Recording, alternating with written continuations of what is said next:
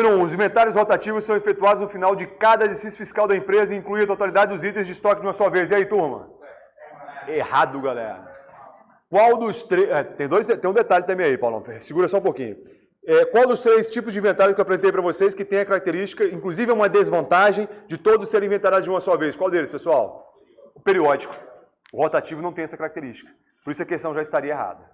Beleza? Tudo bem? Agora, turma, se ele tivesse colocado... ele colocou rotativo, teria que ser periódico, né? Para incluir todos de uma só vez. Então tá bom. Se ele tivesse colocado o nome periódico aqui, a questão continuaria errada ou estaria certa? Continuaria errada? Aí sim, Paulo, tu fala, hein? Porque estaria condicionando a realização do inventário periódico ao final do exercício fiscal de cada empresa. Não existe esse condicionamento. Cada empresa faz quando assim achar que deve fazer. O importante é que ela faça. Perfeito? Por isso a questão número 1, ela está errada e continuaria errada se tivesse colocado o nome periódico, porque ainda assim estaria condicionando e não existe esse condicionamento.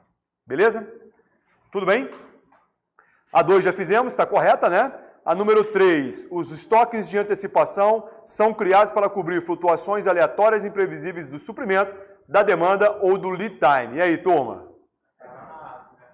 Errado, galera. Por que está errado aqui, turma? O nome antecipação tornou essa questão errada. Seria o quê, galera? Segurança. Olha só como é que essa questão aqui é maldosa, turma. Ele usou quase um eufemismo aqui do português, né? Figuras de linguagem, se não me engano, né? O que seria cobrir flutuações aleatórias e imprevisíveis do suprimento, galera? Seria o quê? Impontualidade do fornecedor. Então, sublinhe, por favor, flutuações aleatórias e imprevisíveis do suprimento. Coloquem impontualidade dos fornecedores, ou do fornecedor, como você achar melhor. Do suprimento, da demanda. Lembra do exemplo da padaria que nós montamos aqui? Então, seria o quê? Estoque de segurança e não estoque de antecipação. Beleza? E esse vamos voltar, sem problema. Eu dou um exemplo da padaria. Se eu montei uma padaria aqui em Taguatinga Sul... Sim, vou através do exemplo, talvez fique mais fácil eu lembrar. Então vamos lá. Eu montei uma padaria aqui, não fiz o que eu deveria fazer, que é um plano de negócios. Concordo que eu vou ter grandes dúvidas quanto à quantidade de pães que serão vendidos na manhã de sexta-feira? Então, diante dessa incerteza quanto à demanda de consumo, eu produzo uma quantidade maior de pães, criando meu estoque de segurança mínimo isolado. Primeira condição de criação de estoque de segurança é essa. Certeza de demanda de consumo, beleza? A segunda, eu tenho um fornecedor, nesse mesmo exemplo da padaria, de trigo que está se demonstrando impontual, está me entregando atrasada a matéria-prima. O que eu faço? Compro uma quantidade maior de trigo, guardo lá no meu depósito para me precaver diante dessa impontualidade. Então, tudo bem com relação à questão conceitual? Estoque justificado em função de duas incertezas, incerteza de demanda de consumo e incerteza de fornecimento. Só lembrar da padaria, você nunca vai esquecer. E antecipação, eu dou na lojinha de sucos e vitaminas, que ele sabe que em setembro não se produz morango, uma entre-safra, acho que o nome até é esse mesmo, né? Tecnicamente falando. E aí, o que eu faço? Se eu sou dono da lojinha, eu compro uma quantidade maior, me antecipando esse período de entre-safra. Perfeito? Então, observe que a única coisa em comum, e é muito comum a dúvida também, pessoal, nessa parte da matéria, é que ambos são medidas de precaução, mas a justificativa de criação de cada um deles é totalmente diferente. Beleza? Tirada a dúvida do senhor? Maravilha. Vamos deixar a 4 para daqui a pouco e a 5 também. Vamos para 6. Vamos marcando as que eu estou pulando, tá, galera? Vamos para 6. Os componentes da cadeia de suprimentos devem ser preparados para juntos maximizarem seu desempenho, adaptando-se naturalmente a mudanças externas em outros componentes. Para isso é necessário um alto grau de integração entre fornecedor e cliente, que como parceiros diminui custos ao longo da cadeia, entre 10% a 30%, e tempo, tira esse D, galera, é tempo médio de estocagem. Tira o D aí, tá? Cerca de 5%. Área de compras da empresa, galera, vamos parar por aqui por enquanto. Galera, puxa uma setinha dessa questão, coloca aí McDonald's. Um exemplo legal, tá? Assistiram um filme chamado Fome de Poder?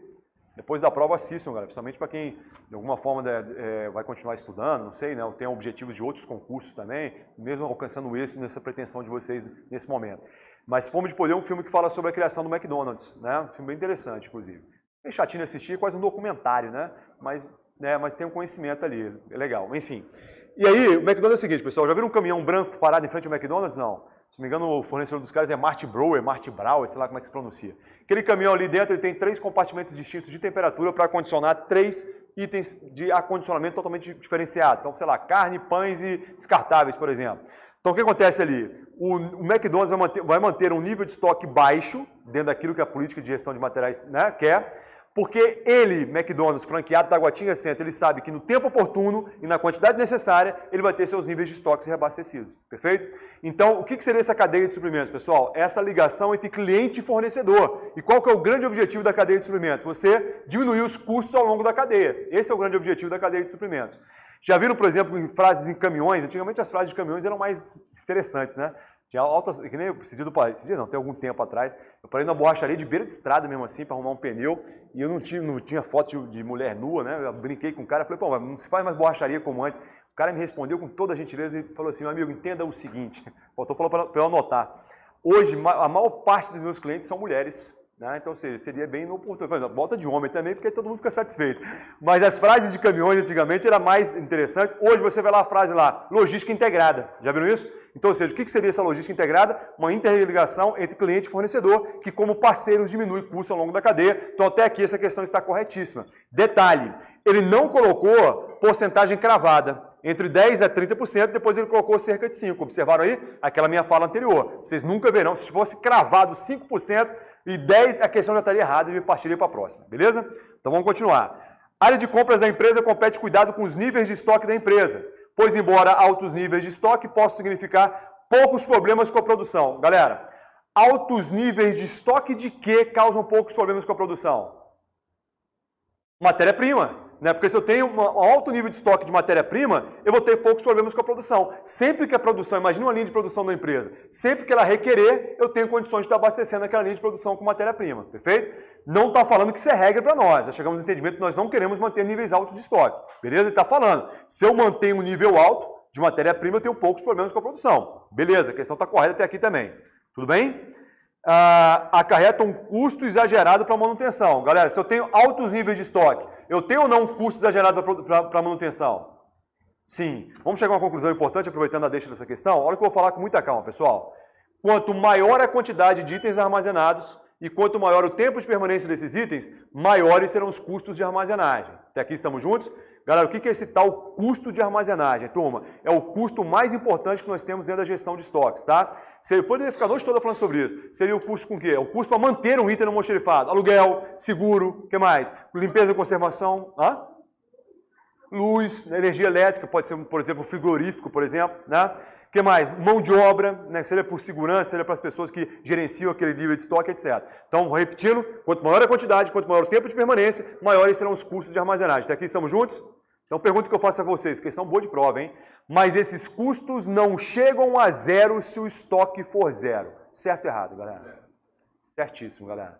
Por que não chegam a zero, galera? Para a existência de custos fixos. Então, por exemplo, o aluguel, ele independe da quantidade armazenada. O seguro independe da quantidade armazenada, perfeito? Então, chegamos à conclusão, quanto maior a quantidade, quanto maior o tempo de permanência, maiores os custos de armazenagem, mas esses custos não chegam a zero se o estoque for zero, em função da existência dos custos fixos. O custo dessa aula aqui, por exemplo, do aluguel, independe da quantidade de alunos. De energia elétrica também independe da quantidade de alunos. O salário do professor também independe da quantidade de alunos. Perfeito? Beleza? Então, até aqui a questão está correta, né? Esses altos custos para mantê-los são resultantes de despesas com espaço ocupado, custo de capital, pessoas de almoxarifado e controles. Baixos níveis de estoque, por outro lado, podem fazer com que a empresa trabalhe num limiar arriscado em que qualquer detalhe, por menor que seja, acabe prejudicando ou parando a produção. A questão está corretíssima, tá? Colocaram o McDonald's aí, para vocês nunca esquecerem. Falou em cadeia de suprimentos, lembra do exemplo do McDonald's, vocês vão acertar a questão. Outra palavrinha que também, para alguns de vocês talvez não conheçam, puxa uma setinha de custo de capital, né? Coloquem aí, pessoal, é o investimento realizado na compra de equipamentos, por exemplo. Boa noite. Então, por exemplo, galera, quando você compra uma empilhadeira, é um custo de capital para o atacadão dia a dia da esquina. Quando o Espaço Campus comprou esse data show, o ar-condicionado, aquela câmera, também são exemplos de custo de capital. Qualquer aquisição de um bem que vai ser utilizado da empresa é um custo de capital. Tudo bem? Galera, deixa eu falar uma coisa antes que eu esqueça, eu falei para ela, está perdoada. Eu falei para vocês que eu solto uma maldição nos meus alunos, os que saem mais cedo da minha aula. Eu solto a maldição. Para quem sai mais cedo, vai sonhar comigo 7 dias e 7 noites, hein, galera? Então, na dúvida, é melhor você não ir. Pode ser bom ou ruim, mas na dúvida, né? Fica até o final, que vale a pena. Eu não vou soltar ela não, porque ela não sabia. Você sabia dessa, Paulão? Tinha te contado essa história já, né?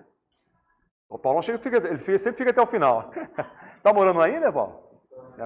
Maravilha. Vamos lá, então essa foi a 6. Vamos para a 7. Tá, corretíssimo. Quanto à natureza de consumo do LEC, que é o famoso lote econômico de compras, pode-se afirmar que a sua aplicação pressupõe, em regra, um tipo de demanda irregular e inconstante. Galera, está errada essa questão, por quê? Aí tem a ver com aquela sua fala, Paulo, lá do gráfico dente de serra, né? Galera, se fosse uma aula tradicional, eu ia tentar desenhar isso aqui bem bonitinho, tá? Aqui não é o caso, a gente está com o tempo apertado, mas olha só. Aqui a reta quantidade e aqui a reta tempo, tá? Aí eu ia apresentar para vocês, ia falar que esse cara aqui é o intervalo de ressuprimento. Ia falar para vocês que ele tem sempre o mesmo tamanho. Então vamos imaginar que eu tenho um estoque máximo de 100 e um estoque mínimo de 20. Olha só como é que é fácil entender isso aqui, galera. Olha só.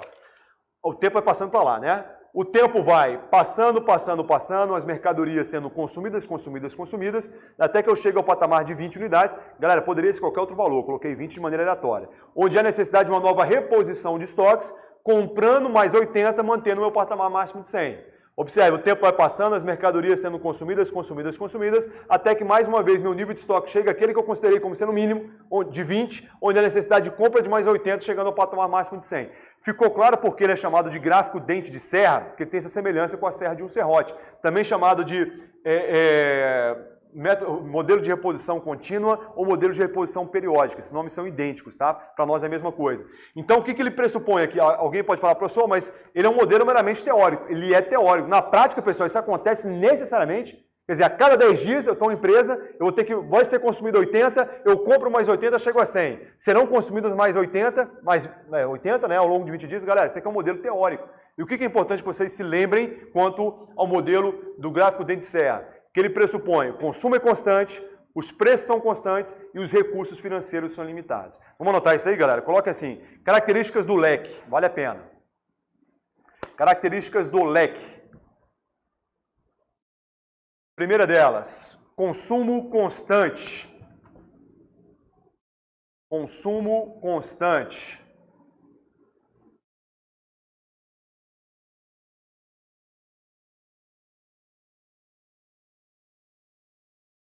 Segunda característica, preços constantes.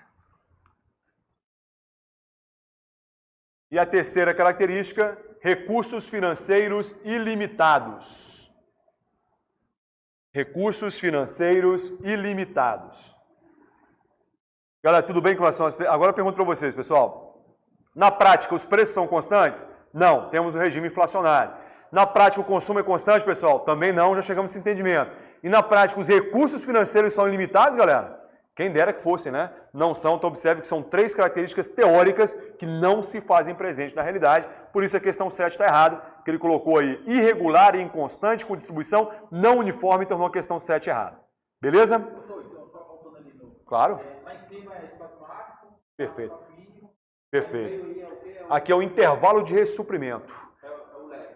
Não, o LEC, na verdade, é o lote econômico de compras, né? Aí é uma quantidade X que eu vou determinar como sendo, que no caso aqui seria 80 unidades. Toda vez que eu vou comprar, eu preciso de 80, e aí seria o lote econômico de compras. Perfeito? Isso aí, galera. A participação de vocês é sempre muito bem-vinda. Ilimitado. Ilimitado.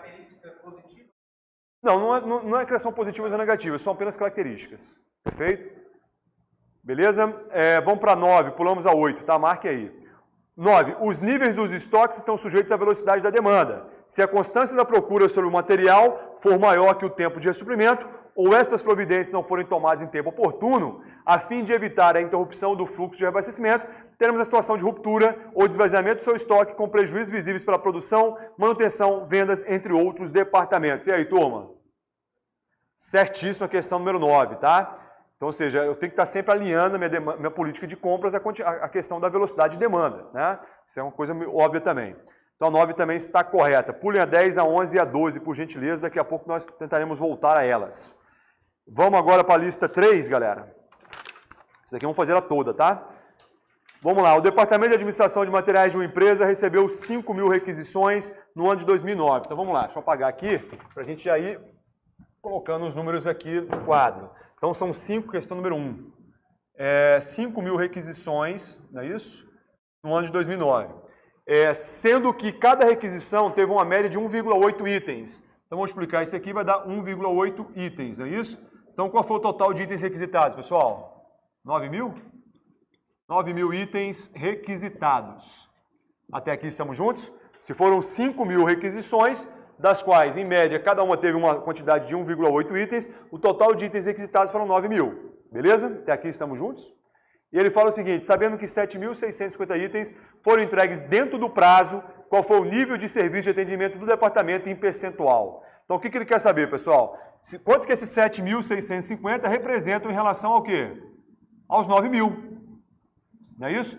Então, isso aqui vai dar quanto? Vou multiplicar por 100, porque ele está transformando para notação percentual. Isso aqui vai dar 85%, só pode ser a letra B, a alternativa correta. Então, o que seria o nível de serviço de atendimento, galera? Coloque, puxa uma setinha e coloquem essa palavrinha que talvez alguns de vocês não conheçam. Já ouviram falar dessa palavra aqui, ó? Acurácia, galera.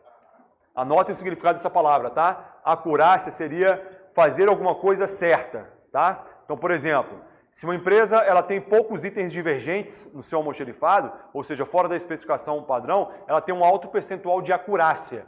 Por exemplo, você tem uma prova que vale 10 pontos, você tira 9, qual foi o seu percentual de acurácia? 90%. Ou seja, o percentual de acerto em relação a alguma coisa. Então, essa questão número 1, ela cobre exatamente o que ele chamou aqui de nível de serviço de atendimento. Puxa uma setinha e coloquem acurácia, entre parênteses, né? Percentual de acerto. Fica legal. Pessoal, número 1, tranquilo com relação a essa questão? A 2, vamos pular, daqui a pouco faremos ela junto com a outra, tá? Eu queria que vocês fizessem a 3 e a 4, galera, rapidinho. 30 segundinhos para vocês pensarem nela.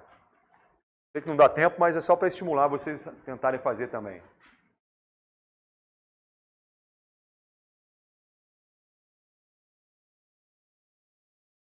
Três e 4.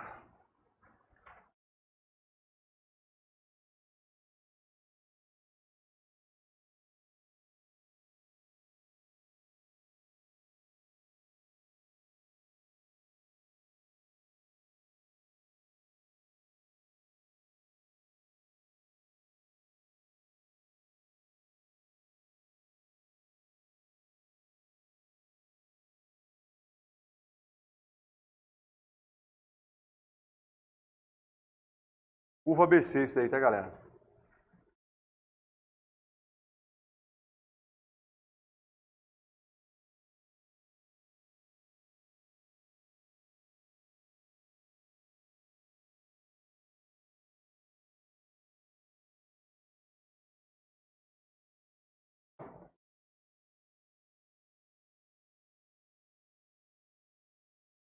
Uma dica, essas 3 setinhas aí fazem vocês olharem para qual das 3 colunas? A 2 ou a 3, galera? Volta a pergunta. Essas 3 setinhas que antecederam a planilha, fazem suas atenções ficarem voltadas para a coluna do meio ou coluna valor movimentado anualmente? Não. Seria valor movimentado, galera. Perfeito? Olhem para ela para responder as questões 3 e 4. Daqui a pouco eu vou justificar por quê, tá?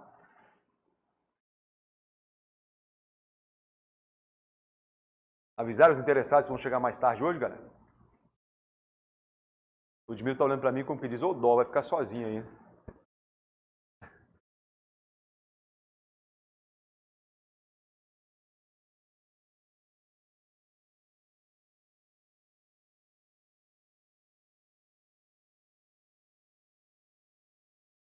Então vamos lá, só para vocês pensarem um pouquinho, não sei que não deu tempo. Vamos lá. A tabela apresenta um conjunto de itens de estoque de uma empresa que utiliza a classificação ABC, os limites são tal. Maior ou igual a 70, o item é considerado A, entre 11 e 69 o item é B, e menor ou igual a 10 o item é considerado classe C. Então, galera, a primeira interpretação importante dessa questão é fazer o seguinte, nós estamos, na verdade, ele nos fez observar o valor movimentado anualmente, tanto para ver que ele puxou um subtotal aqui de 100 mil.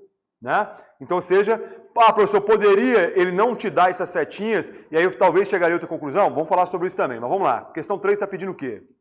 Ele fala, os itens classe A são, e aí turma, letra B de bola, item 3 e 6. Aí um aluno em sala falou assim, professor, agora não estou entendendo mais nada. Aí eu falei, por que o senhor está falando isso? O senhor deu um exemplo em sala que o item classe A seria o Jetta, que é o carro mais caro.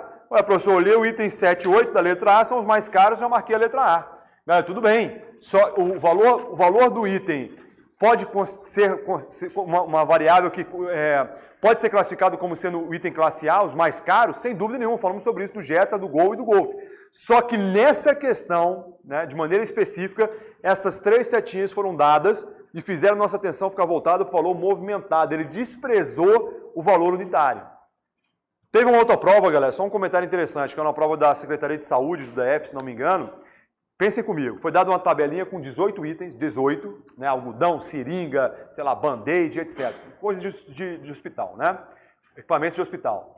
Vamos pensar junto comigo. Aí, dos 18, parece que é o seguinte, 6 são considerados classe A, 4 são classe B e 8 são classe C. E deu o valor unitário de cada um deles. Pessoal, essa é uma questão de como essa cai numa prova. 18 itens com valores mais variados possíveis. E ele fala que 6 são A, 4 são B e 8 são C. Que ordem vocês iam criar para identificar cada um deles? Uma ordem decrescente, do mais caro ao mais barato. Os 6 mais caros seriam classe A, os 4 intermediários seguintes, né, seriam classe B e os 8 últimos seriam classe C. Está claro uma questão no qual o valor unitário seria importante para você responder, o que não foi o caso dessa questão. Ele, na verdade, desprezou o valor unitário, deu as 3 setinhas para que nós pensássemos olhando para onde? O valor movimentado. Então, consequentemente, olha o item 3, ele tem uma participação de quantos mil? 30 em relação a 100, dá quantos por cento? 30%. Observe o item 6, tem uma participação de quantos mil? 40 mil. Em relação ao total, que é 100, dá quanto? 40%. 40 mais 30 satisfaz a condição de ser classe A? Sim, foi exatamente o que ele colocou. Maior ou igual a 70, o item é considerado classe A. Por isso, na questão 3, a letra B de bola, item 3 e item 6 são classe A. Pessoal, está claro as variáveis de uma questão como essa? Beleza? Então, ao meu ver, nessa questão, do jeito que ele fez, ficou mais fácil, ao meu ver. Né? Porque no outro eu teria que fazer essa ordem decrescente, daria um pouquinho mais de trabalho, na minha opinião. Seguindo essa linha de raciocínio, número 4. Qual das seguintes correlações entre o seu item e sua classe é válida? Letra C. Observe o item 5, pessoal. Ele tem uma participação de quantos por cento? R$1.000, que dá quantos por cento em relação a 100 mil? 1%. Satisfaz a condição de ser classe C? Satisfaz menor ou igual a 10%, ele é classe C. Perfeito? Deixa eu ver se vocês entenderam. Se tivesse uma letra E na questão 4, letra E não, letra F, e fosse colocado item 4 como sendo classe C. Aqui, ó. Se fosse colocado a letra F na questão 4 e fosse colocado lá o item, qual que eu falei? 4 como sendo classe C. Vocês marcariam a letra F ou a letra C, galera? A letra F, turma, porque o item 4, ele é quantos reais? 800. Em relação a 100 mil dá quanto? 0,8%. Ele é ainda mais classe C do que o item 5, né, que ele tem a participação de 1%. Perfeito? Então eu ficaria ainda mais convicto. Por isso que eu falo, galera, prova de concurso, ao meu ver, não mede inteligência, já falei isso para vocês, mas mede uma série de outras virtudes, né, ou seja, é adequar uma teoria da forma que ela pode ser cobrada. Então ele poderia ter colocado a letra F aqui, e como é que eu teria certeza? Porque a participação do 4 é de apenas 0,8%, é menor ainda. Então a chance dele ser C é muito maior do que o item 5, que tem uma participação de 1%. Perfeito? Mas é só uma questão que dificultar um pouquinho mais a questão, mas tudo bem com relação ao item 5 ser classe C. Né? E outra coisa, nessa questão aqui, não dá para saber quais itens são, quantas classes, quantos itens tem por classe, porque ele não delimitou. Ele tem que delimitar. Na outra questão ele não fez isso? Né? Dos 18, 6 são A, 4 são B e 8 são C. Né? Então, não é o caso aqui. Então, questão número 4 ficou a letra C de casa. Tudo bem? Beleza? Façam assim, galera. 20 segundinhos, vamos ver se vocês conseguem.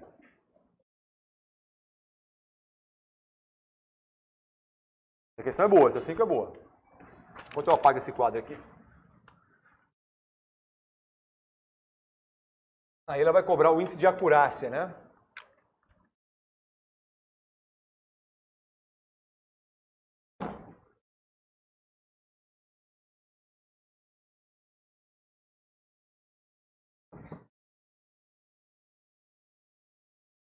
Questão número 5.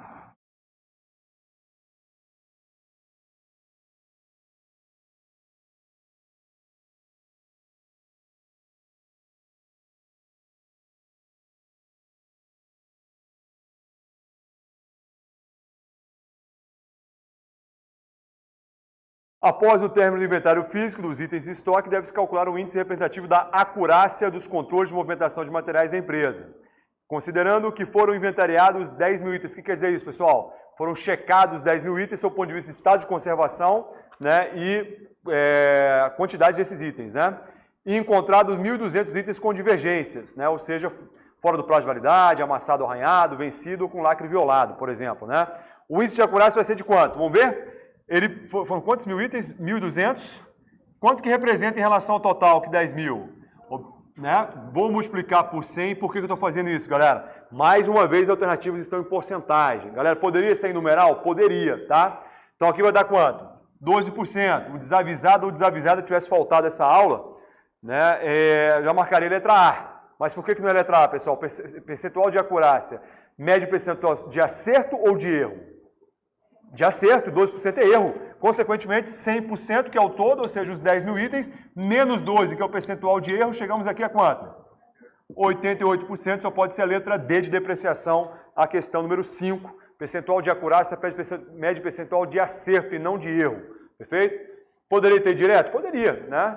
Mas fiz aqui para mostrar para vocês que não pode ser a letra A e sim a letra D. Julga essa sentença por gentileza, pessoal. Quanto maior o índice de acurácia, melhor. Certo ou errado, turma? Quanto maior, melhor? Hã?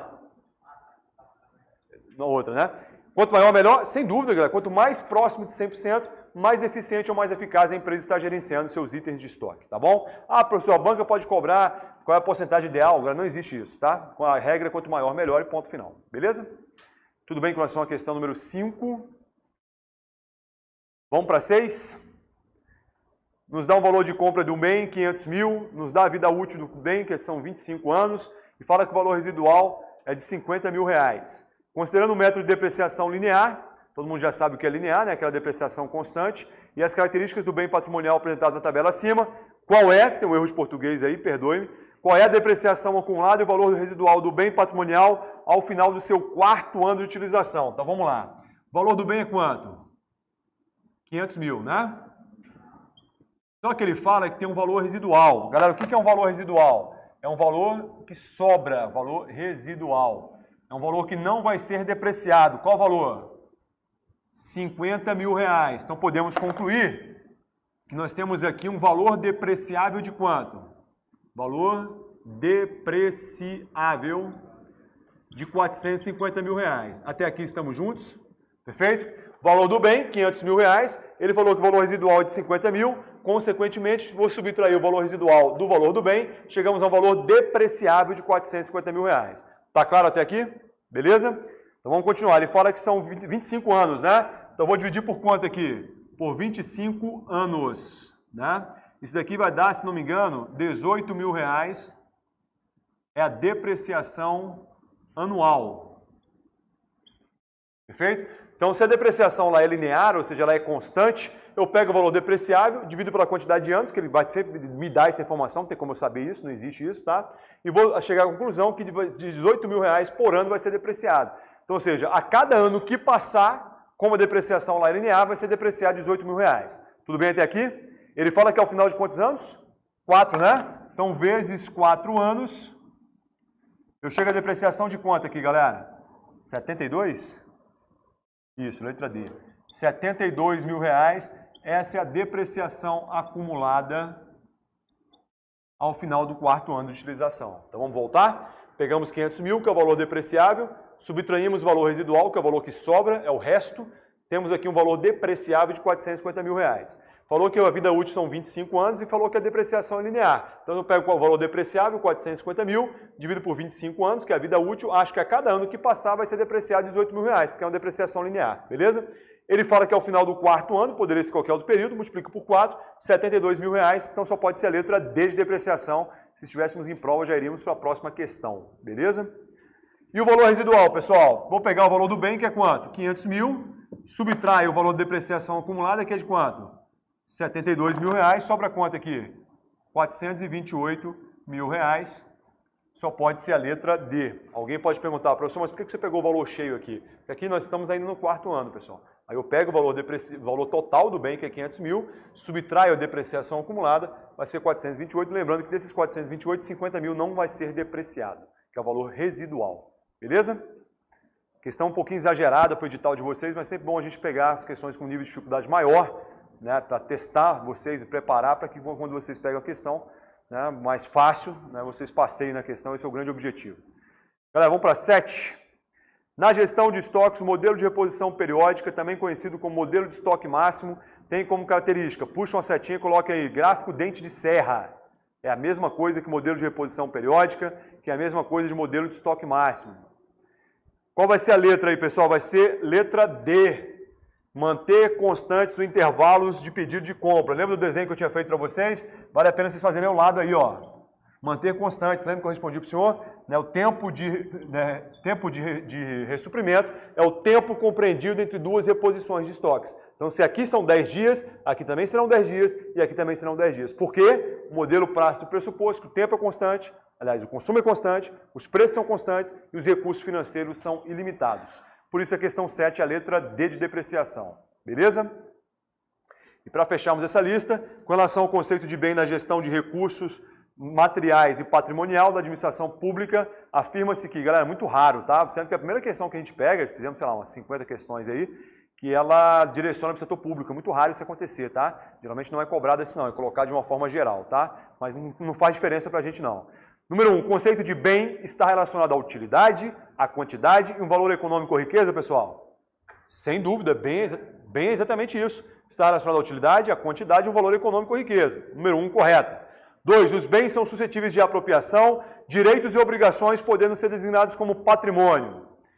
Patrimônio, tá? Cuidado, né? Lá na contabilidade, que é inclusive minha formação, tive a prova da Polícia Civil recentemente, né?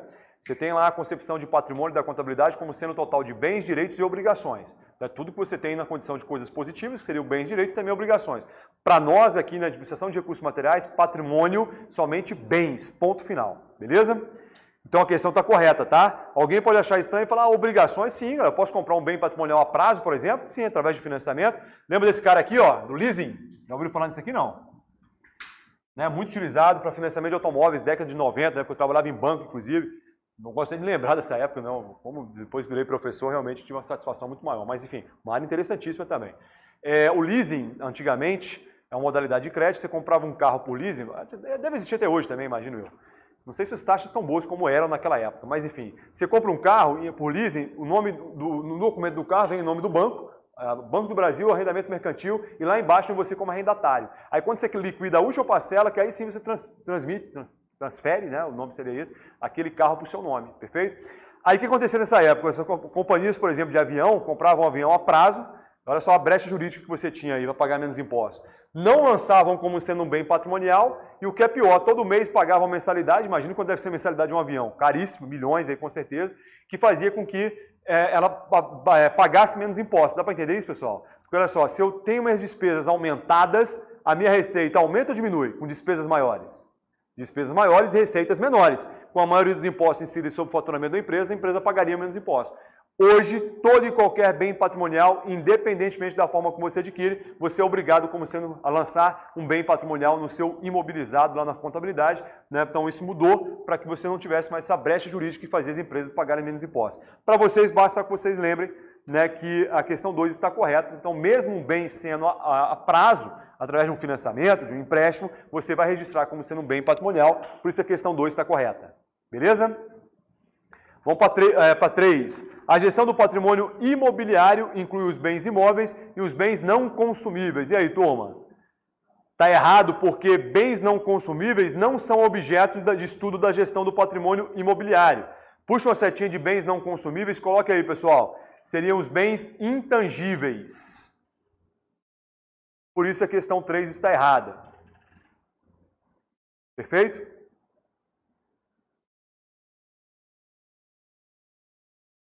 Questão número 4. A gestão do patrimônio imobiliário permanente inclui os bens móveis e os bens consumíveis. Essa questão também está errada, turma. A letra correta, a letra A. Apenas a 1 e 2 estão corretas, tá? Só que aí, turma, está errado por quê, turma? Cuidado com isso, hein, turma? Não sei qual o nível de estudo que vocês estão, né? Quanto tempo vocês estão estudando, está se conhecendo agora, encontro muito rápido, inclusive. Mas assim, galera, chega um ponto, né? Tomara que vocês alcancem o objetivo que vocês têm agora imediato, inclusive, né? Mas chega um ponto, talvez, alguns continuarem estudando, cada um tem suas estratégias, cada um sabe onde quer chegar.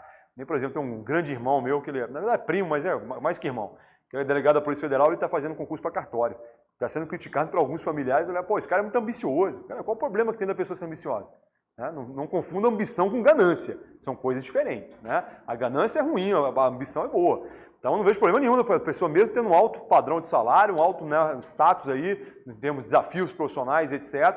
Então, talvez seja o caso de alguns de vocês continuar estudando, etc. Então, galera, cuidado. Em algum momento você pode talvez estar estudando sozinho. Quando você vem para uma aula como essa, é a obrigação do professor trazer a matéria atualizada. E o que aconteceu aqui na época? Esse nome aqui, permanente, foi trocado por imobilizado. Por isso a questão 4 está errada. Houve uma mudança de legislação, estou contextualizando, tá? Da 6.404/76, que é a lei das SAs, para 11.638/07, mudando a nomenclatura de permanente para imobilizado, por isso a questão 8 está errada. Então, por isso que eu acho legal, não foi à toa que eu coloquei meu e-mail aqui, vocês podem, depois de uma prova, professor, eu tive aula contigo lá em agosto, janeiro do ano que vem, por exemplo, vou fazer uma outra prova e vai cair materiais também. Se eu tenho alguma coisa, mudou alguma coisa, daí a gente vai se falando de alguma forma, acho que vale a pena, tá? Mas cuidado, questão número 8, sublinha a palavra permanente, coloquem por gentileza, imobilizado, tornou a questão 8. Consequentemente, a letra A, 1 e 2 estão corretas, beleza? Vamos voltar agora nas outras questões, pessoal, que nós não tínhamos feito. Vamos deixar a 4 por último. Eu já sabia que não ia dar tempo, são 71 questões, né? Nós vamos focar somente nas principais da lista 3, tá? Vamos fazer agora a questão, lista 4, questão número 4. Boa noite, guerreiro.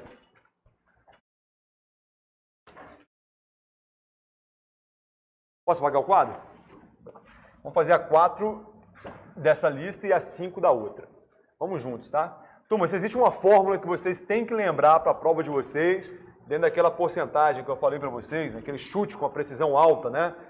De cobrarem questões que envolvam algum tipo de cálculo. Essa fórmula aqui, galera. Ponto de pedido, variável D vezes TR mais ES. Anotem aí, tá? Sendo PP é ponto de pedido. O pessoal não está levando a sério a maldição não, hein, galera? Tem gente indo embora aí, cuidado, hein? Depois vão falar que eu não avisei. Demanda. TR é tempo de reposição.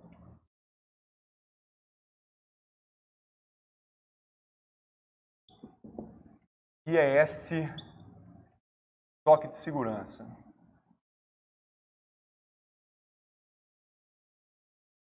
Maravilha? Copiem por gentileza, que essa é a fórmula mais importante.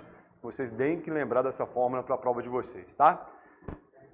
Então vamos fazer a questão número 4 juntos? Considerando que certa empresa utiliza o sistema de ponto de pedido para atingir a máxima eficiência, ao meu ver seria eficácia, mas já alinhamos isso aí, para nós é a mesma coisa, né? Das reposições do seu estoque. Que o consumo diário de determinado item nessa empresa seja de 120 unidades. Então vamos preencher a fórmula aqui então? Então questão 4. Ponto de pedido, variável D vezes TR mais ES. Então ele está falando o que aí para nós? Que a demanda é de quanto? 120 unidades? Que o consumo diário de determinado item nessa empresa seja de 120 unidades. Consumo diário, observe a unidade de tempo aí, pessoal, dia, hein? Que o período de reabastecimento do item seja de 2 dias. O que é o período de reabastecimento? A variável TR. Pessoal, vocês lembram da matemática financeira? Quando você tinha lá juros, e taxa e prazo? Né, que você tinha que trabalhar sempre com a mesma unidade de tempo, mês, dia a dia, ano, ano. Como é que uma questão de prova pode tentar dificultar a vida de vocês nesse caso aqui? Dando uma unidade de tempo diferente da variável D da variável TR. Não é o caso dessa questão. Ambas estão na unidade de tempo o quê? Dia. Posso colocar os 2 dias aqui? Posso, porque o consumo está em dia, 120 unidades por dia, e a variável TR também está em dia, que são 2 dias. Beleza? Senhorita? Claro. Lista 2, questão 4. Beleza? Vamos lá. Que o estoque de segurança do item corresponda ao consumo de um dia. Quanto que é o consumo de um dia, galera? 120. Então, variável S vai ser o quê? 120 unidades. Perfeito? Então, ó, lá na linha 2 ele fala aí, ó, só, que o consumo diário de determinado item nessa empresa seria de 120 unidades. Aí na linha seguinte ele fala que o estoque de segurança do item corresponde ao consumo de um dia. Quanto que é o consumo de um dia? 120 unidades. E aí ele fala, é correto afirmar que o ponto de pedido em questão é 360? Exatamente isso, eu só resolvi essa equação aqui, 360 unidades, a questão está o quê? Correta a questão número 4. Perfeito? Agora, turma, essa questão foi fácil, na minha opinião, porque nos deu as duas variáveis na mesma unidade de tempo. Aqui estava em dias, 120 dias, e aqui em 2 dias. Então, tranquilo. Perfeito? Dúvidas sobre o cálculo dessa questão? Agora eu queria que vocês fizessem sozinhos, vou dar um minutinho para vocês apenas. 2 dias. Queria que vocês fizessem na lista 3 a questão número 2 agora, por gentileza, galera. Dá um minutinho para vocês, tá? Tentem fazer que vale a pena. Essa tem um grau de dificuldade um pouquinho maior.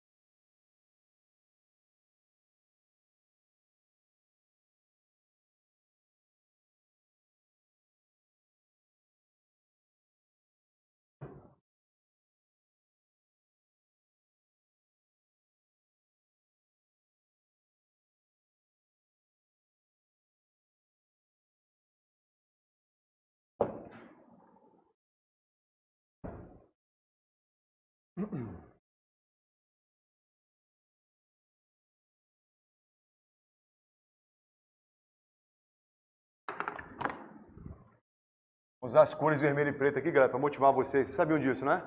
Segundo a psicologia, as cores vermelho e preto são associadas a vitória, sucesso. Maravilha. Ainda bem que todo mundo concorda. É bom que a gente não se... Hã? Não mesmo? Tem um anti aí, mas são sempre a minoria.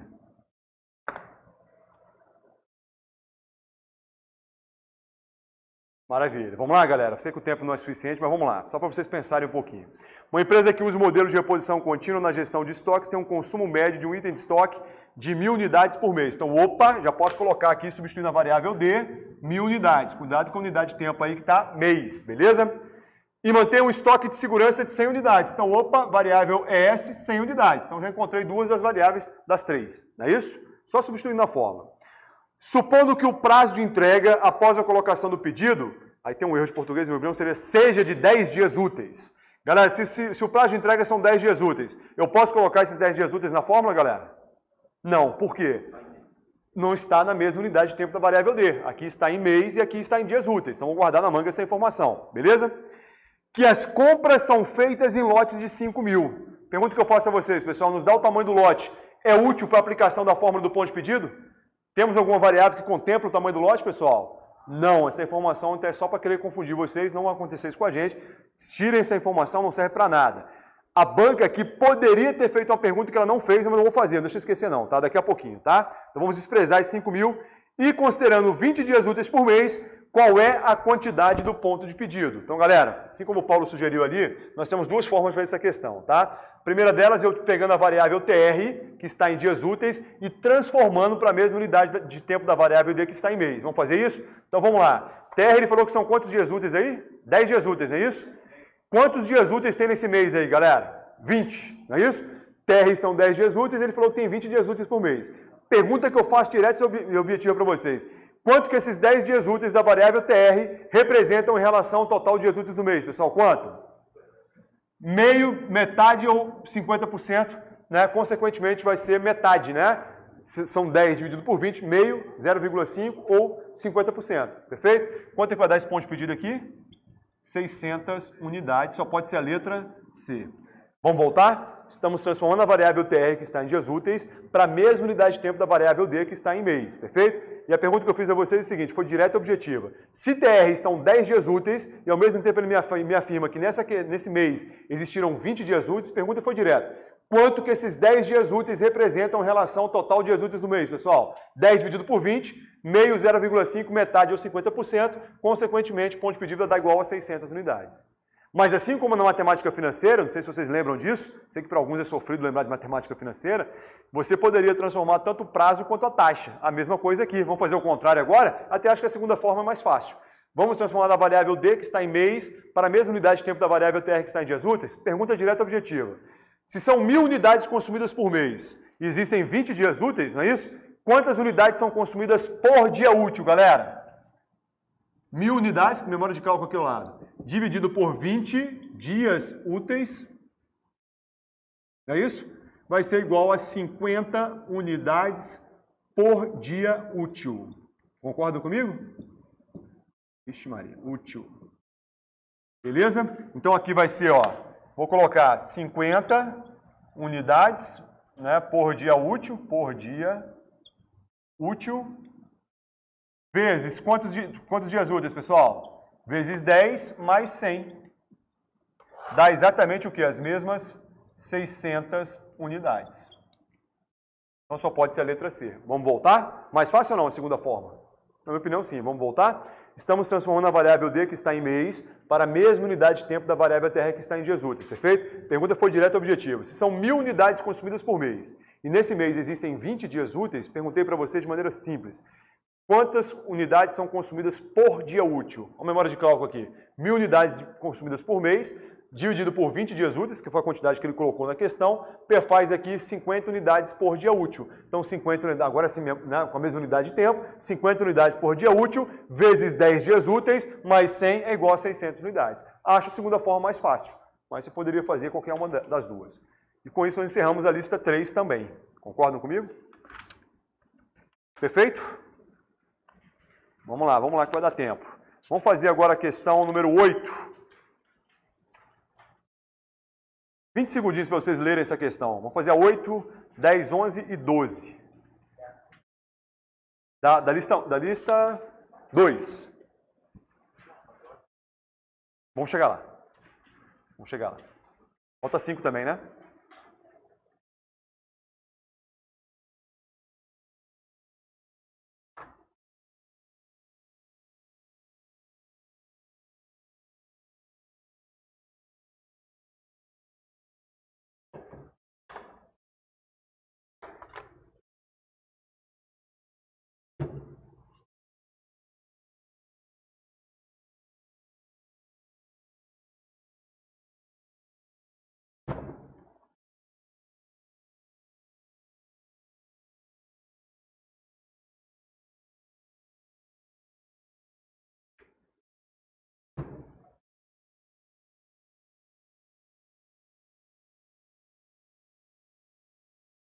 Vamos lá. É correto afirmar que no método PEPS dá-se primeiro a saída das mercadorias mais antigas. Agora vamos lá para matar isso de uma vez por todas, de maneira bem simples. Olha só. Nós temos 3 modelos de custeio de estoque. O primeiro deles é o famoso PEPS. Cuidado com isso aqui, hein, pessoal. Pode ser chamado também de FIFO. Tá? Número 2 é o famoso UEPS, ou que pode ser chamado também de LIFO. E o terceiro é o custo médio, tá? Galera, PEPS, primeiro que entra é o primeiro que sai, tá? São modelos de avaliação de estoques. Então, que em inglês seria algo parecido com first in, first out, perfeito? Já vi questões de prova que não é colocado, só olhar 11 ou a 12 aí, que ele colocou FIFO e LIFO aí, né? Então, cuidado, FIFO é a mesma coisa que PEPS, first in, first out, ou seja, primeiro que entra, primeiro que sai, beleza? O LIFO seria last in, first out, ou seja, o último que entra é o primeiro que sai. E o custo médio é aquele que a gente estava falando antes, vou voltar a sua pergunta, viu? No início da aula. Então, vamos lá. Galera, nós temos um ambiente de inflação, né, que são os preços crescentes ao longo do tempo. Então, olha só. O que o PEPS é? A dica é olhar para a sigla. Primeiro que entra é o primeiro que sai. Pessoal, no ambiente inflacionário, que é o que nós temos no Brasil, o que entrou primeiro na minha empresa é mais caro ou mais barato? Os preços não são crescentes? O que eu comprei primeiro é mais caro ou mais barato, galera? É mais barato, porque os preços vão crescendo. Quando eu compro agora, vai ser mais caro do que já foi no passado, né? Então, observe. PEPS, primeiro que entra é o primeiro que sai. Saem primeiro as mercadorias mais baratas. Por isso, os custos serão os menores possíveis. Se saem as mercadorias mais baratas, permanecem as mais caras. Por isso que os estoques finais no PEPS são sempre os maiores possíveis. Pensando no PEPS ainda, primeiro que entra é o primeiro que sai. Se no ambiente inflacionário que entrou primeiro, né, saiu primeiro que entra é o primeiro que sai, os custos são menores, as receitas serão maiores ou menores, galera? Se saem as mais baratas, primeiro os custos são menores. Se a minha empresa tem custos menores, a receita vai ser maior ou menor? Maior. Porque saem primeiro as mercadorias mais baratas, os custos serão os menores possíveis, consequentemente são variáveis inversamente proporcionais. Consequentemente, as receitas serão as maiores possíveis. Se eu acabei de falar para vocês que a maioria dos impostos que a empresa paga incidem sobre o seu faturamento, né? Essa empresa pagaria menos ou mais impostos, pessoal, no PEPS?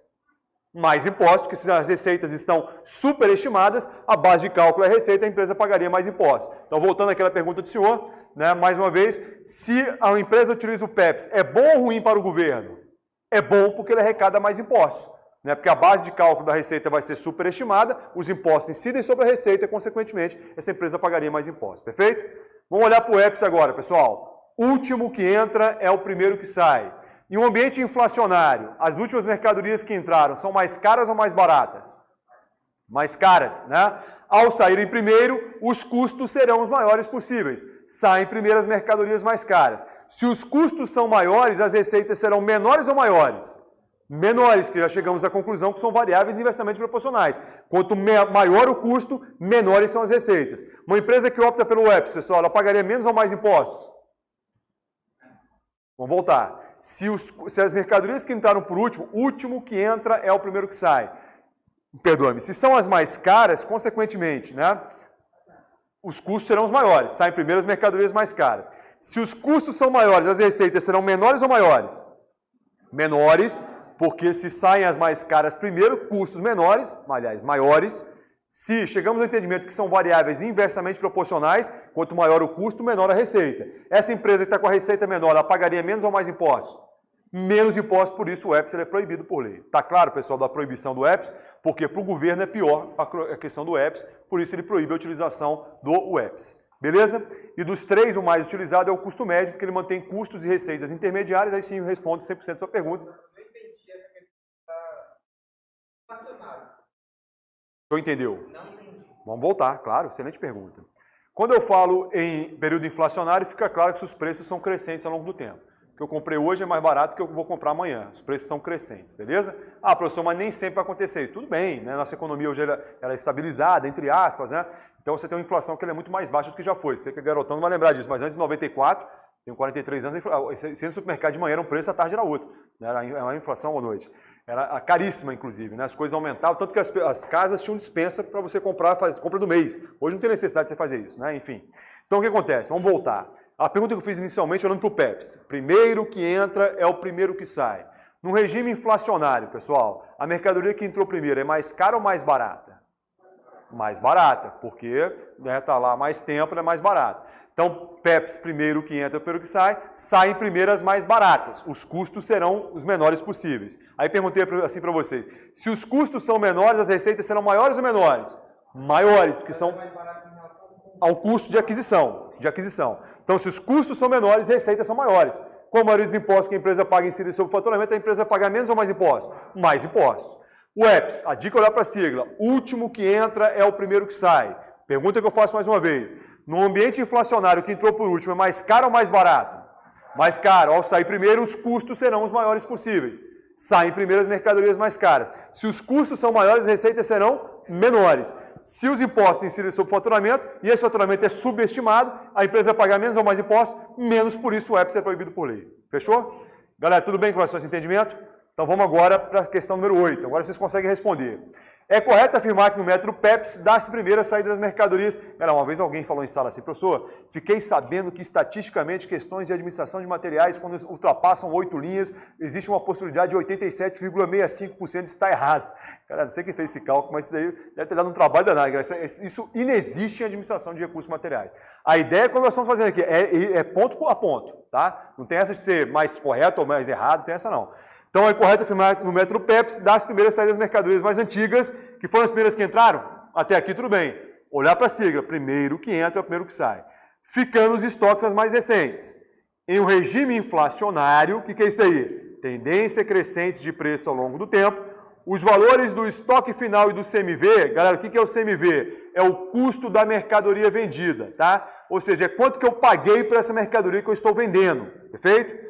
Então, por exemplo, se eu comprei esse apagador, sou a papelaria da esquina, paguei R$5, estou vendendo por 10, o meu CMV foi de R$5, 10 é o preço de venda e R$5 é a minha margem de lucro, beleza? Então, o CMV é quanto que eu paguei para a mercadoria que eu estou vendendo.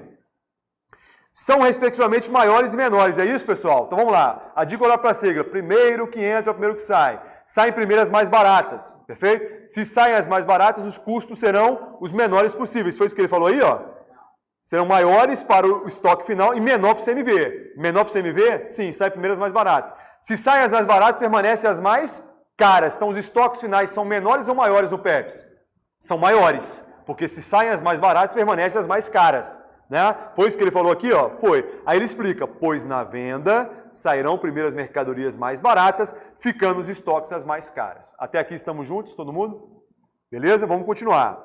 Consequentemente, o lucro é o maior possível e o CMV é o menor possível, pessoal? Sim, é só olhar para a sigla de novo. Primeiro que entra, primeiro que sai primeiro as mais baratas, os custos serão os menores possíveis, consequentemente, a receita são inversamente proporcionais, as receitas serão os maiores possíveis. Perfeito? Ou seja, o lucro, né? Agora ele muda o cenário, agora vamos ver se eu consigo pegar vocês. Caso haja deflação, o que é deflação aí, galera? Preços decrescentes ao longo do tempo. O Brasil nunca teve deflação, mas é um cenário econômico-político. Cenário econômico possível, né? E falta tanta política hoje em dia que a gente confunde, mas enfim. Caso haja deflação, preços decrescentes no decorrer do tempo. Pergunta que eu faço a vocês, pessoal, antes de avançar na questão. Se houvesse deflação, qual dos três seria proibido? O PEPS. O EPS já concluímos que ele é proibido em inflação. Em deflação, quem seria proibido? O PEPS. Quer ver como é que eu provo para vocês? Em deflação, primeiro que entra é o primeiro que sai. Seria mais caro ou mais barato as primeiras que entraram, pessoal? Mais caras. Saem primeiras mais caras no PEPS em deflação. Consequentemente, se os custos são maiores, as receitas serão menores. E a empresa pagaria menos impostos. Então, o que nós concluímos? Que em deflação, quem seria proibido seria o PEPS. Só lembrar, galera, lembra de inflação e depois você investe ao contrário. Em inflação, quem é proibido é o EPS, né, já que tínhamos concluído, e em deflação inverte-se. Quem era permitido é proibido, que é o caso do PEPS, quem era proibido é permitido, que é o caso do EPS. Beleza? Parece um pouco confuso, mas observe que se você olhar para a sigla, você não vai errar. Beleza? Aí ele fala aí, ó, caso haja deflação, preços decrescentes no decorrer do tempo, sairão primeiro as mais caras, maior CMV, ficando os estoques as mais baratas, menor estoque final. Consequentemente, o lucro será o menor possível, tendo em vista que o CMV vai ser o maior possível, ou seja, saem as mais caras primeiro, sairiam as mais caras, CMV maior, receita menor. Exatamente o que nós tínhamos concluído. Tá certo, até aqui perfeito. E por último ele fala aqui, no caso de estabilidade econômica de preço, o que é estabilidade econômica, pessoal? Ausência de variação de preço. Em 97 essa cadeira era R$100, até hoje ela é R$100. Aí ele continua, os valores do estoque final do CMV e do lucro serão os mesmos que encontrados em qualquer outro método. E aí, pessoal? Haveria necessidade de ter 3 métodos de custeio se houvesse ambiente que ele chamou aqui de estabilidade econômica? Não, porque o resultado apurado seria o mesmo, por isso a questão número 8 está correta. Beleza? Façam agora, pessoal, a 10 e a 11, rapidinho. Deixa eu ver se vocês entenderam. Hã? 11h20 já, né, galera? Rapidinho, vamos lá, estamos quase terminando. Antes de meia-noite a gente termina. Não era até uma hora que nós tínhamos combinado? Ó, quem é casado, eu vou fazer o que em casa? É melhor ficar aqui? Eu vou passar. Pode ser, melhor ainda. Ótimo. Falei brincando uma vez para uma aluna, uma voz lá do fundo, falei, casamento, falei, fazer o que em casa? É melhor ficar aqui. Uma voz bem máxima lá no fundo, professor. Eu falei, cara, não gostou da brincadeira, né? Falou, professor, eu tenho 18 anos de casado, toca a aula aí. Ou seja, não queria voltar para casa. Vamos lá, 10 e 11, rapidinho, galera. Vamos lá, 10. No método FIFO é quem disfarçado aí, turma? É o PEPS. Puxa uma setinha de FIFO e coloque PEPS. O custo é maior, pessoal? Já está errado, é menor, sai primeiras mais baratas. Questão número 10 já está errada. Alguém pode pensar, professor, mas ele não falou se é inflação ou se é deflação. Se ele não falar, vai ser qual, pessoal? Ambiente inflacionário, beleza? Então o custo é maior, não. Sublinha a palavra maior, coloque em menor. E o estoque final é maior? Sim, o estoque final é maior, porque permanece as mais caras, mas questão 10 já está errada. 11, no método LIFO, quem é o disfarçado aí? É o EPS, coloquem uma setinha aí, puxem o EPS. O custo é maior, turma. Vamos olhar para a sigla? O último que entra é o primeiro que sai. Saem primeiro as mais caras, os custos serão os maiores possíveis. E o estoque final é menor, pessoal? Sim. Se saem as mais caras, permanecem as mais baratas. Questão número 11 está correta. E a última, para a gente fechar, e aí amanhã vocês pegam o gabarito, a questão 12, a última. A gente vai fechando as duas primeiras, né? Vamos lá, vamos juntos. O método de avaliação de estoques que proporciona maior lucro em um período inflacionário é o EPS. Errado, se ele proporcionasse maior lucro, ele seria permitido. Ele proporciona um menor lucro, por isso ele é proibido. Questão número 1 já está errada. Beleza? 2. O método de avaliação de estoques que proporciona maior CMV em um período inflacionário é o EPS. Vamos olhar para a sigla? O último que entra é o primeiro que sai. Saem primeiro as mercadorias mais baratas ou mais caras? Mais caras, consequentemente, o CMV vai ser maior ou menor? Maior, saem primeiras mais caras, foi isso que ele falou aí? Exatamente, questão número 2 está correta. Só olhar para a sigla, último que entra é o primeiro que sai, é ambiente inflacionário, que entrou para o último é mais caro, ao sair primeiro, custos maiores, né? Foi isso exatamente que ele falou, número 2 está correto. 3, o método de avaliação de estoques que proporciona menor lucro em um período deflacionário é o EPS. Errado, porque seria o PEPS. O EPS ele já proporciona um menor lucro no ambiente inflacionário. Em deflação seria o quê? O contrário. Ele iria proporcionar um maior lucro, tanto que seria permitido. Por isso a questão 3 está errada. Sublime, por favor, menor lucro seria maior lucro. 3 está errado. 4, um método de avaliação de estoques que proporciona menor CMV em um período inflacionário é o PEPS. Tá certo, né, turma? Primeiro que entra é o primeiro que sai. Sai primeiro as mercadorias mais baratas, consequentemente o CMV o menor possível. Questão 4 está correta. E por último, a questão 5, o método de avaliação de estoques que proporciona maior lucro em um período deflacionário é o PEPS. Errado, ele já proporciona maior lucro no ambiente inflacionário. Em deflação seria o contrário, ele iria proporcionar um menor lucro, tanto que ele seria proibido. Questão 5 errado. Sequência correta ficou a letra C de casa. Perfeito? E aí, galera, alcançamos o objetivo. Saberia que não ia fazer a última lista, mas eu fiz questão. Deu uma ênfase, turma, rapidinho. Na lista 4, uma ênfase a questão número 36. Não, aliás, é a 38. Leiam com calma a questão 38. Aqui que eu vou fazer, galera? Vou deixar o gabarito com a coordenação, vocês pegam com ele. Pode ser? Eu não deu tempo de eu ter colocado aqui. Fechado? Pessoal, então agradeço muito, desejo uma excelente prova para vocês, tá? Que vocês alcancem os objetivos de vocês, tenham tudo aquilo que vocês merecerem e me coloco à disposição, né? No e-mail, fiquem à vontade até lá, beleza? Pessoal, obrigado pela atenção. Eu agradeço, muito obrigado, meu irmão.